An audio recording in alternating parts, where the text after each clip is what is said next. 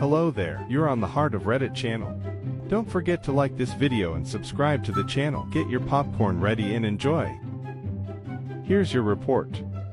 A few years back I was the manager for a maintenance crew at a semiconductor factory. One of the techs was about 55 years old and carried a few extra pounds. Let's just say Fred, not his real name, didn't waste time or money on a gym membership. One morning Fred came to work. As he got out of his car he felt a twinge in one knee. As he crosses the parking lot the twinge turned to pain and increased with each step. By the time he entered the building he could barely walk. He clocked in and then called me to say he couldn't walk. Per protocol, we called 911 and sent him to the hospital to get checked out. Nothing major, just old joints.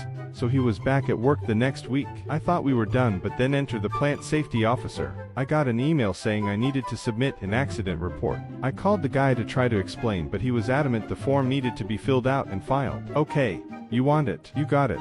Most of the form was easy. Who had the accident?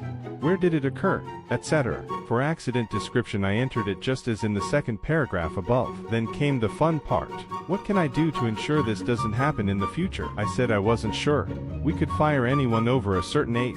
Perhaps send Fred to car exiting classes or remedial walking classes, or maybe set up a shuttle so that people would not have to walk. The finished form was electronically filled, and now a permanent record. The next week I got a visit from the safety officer. He had read my report and was confused. Did Fred slip, trip, or fall? No sir, it happened just as written. While you're here, which remediation would you like me to apply? Or do you have another suggestion? He said he would have to get back to me, which he never did.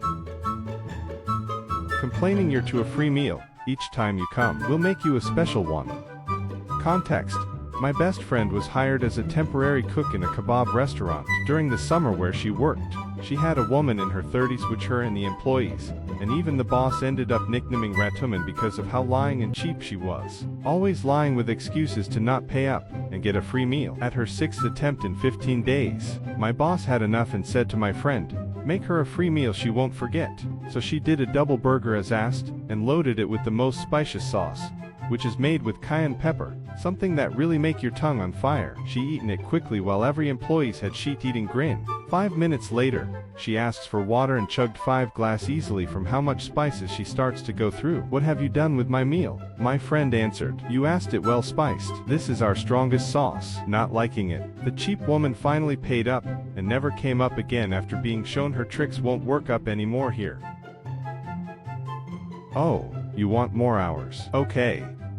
Right after high school, I had a shitty job working the graveyard shift at a gas station, convenience store. A friend, at the time who worked there, we'll call her Marie, helped me score the position. Because of the late hour, it wound up being mostly janitorial stuff, between the odd half-drunk 3 a.m. customers that would pop in and out. I quickly learned that the friend had a terrible work ethic as I'd end up covering for her when she showed up late or taking care of the duties that she neglected during her shift before mine. It was annoying, but not enough to really say anything.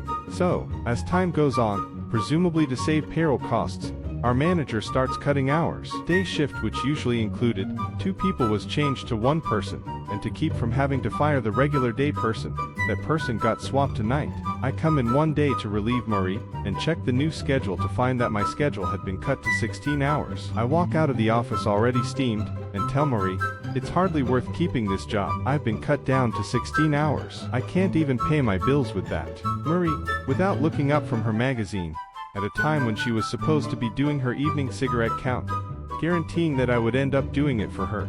That's cool. More hours for me, May. Oh, you want more hours? I walked out the door and never looked back. I checked with another friend later and found out that she wound up working a 17-hour double and missed a date with some guy. The moral of the story, I suppose, is to be careful what you say to the guy whose presence is getting you laid and allowing you to sleep.